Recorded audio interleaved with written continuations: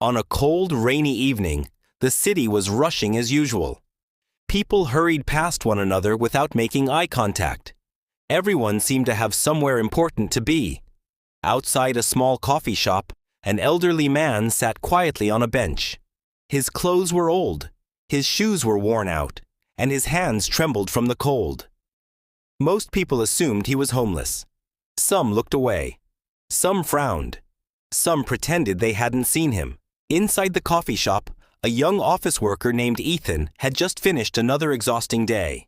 He had recently lost his father, was struggling with debt, and felt like life had stopped giving him reasons to smile. As he walked out with his coffee, he noticed the old man staring at the warm cup in his hands. For a moment, Ethan hesitated. He wasn't rich.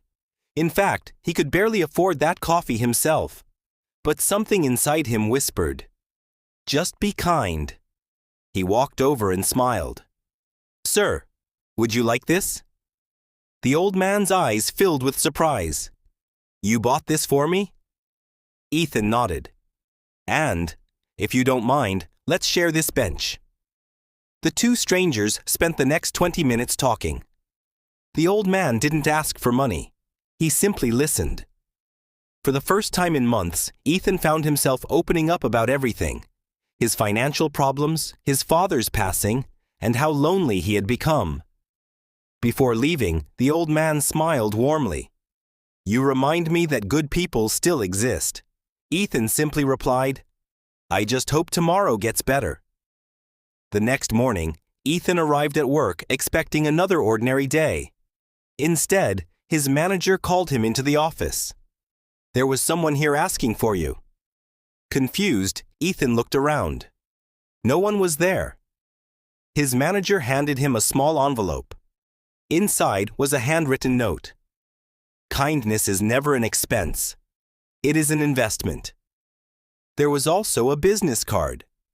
The name belonged to Arthur Hale, founder of one of the city's largest charitable organizations. Ethan couldn't believe it. The elderly man wasn't homeless at all.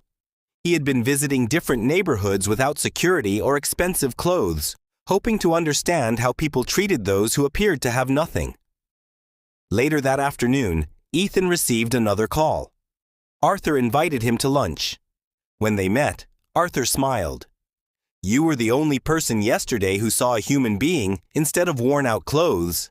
Ethan lowered his head. "I didn't do anything special." Arthur replied, "That's exactly why it mattered." Arthur offered Ethan something far more valuable than money. He offered him a job helping manage community projects that provided food, education, and shelter for families in need.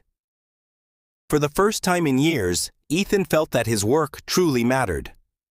Months later, while organizing a food drive, Ethan noticed a nervous teenage boy standing outside, afraid to come in.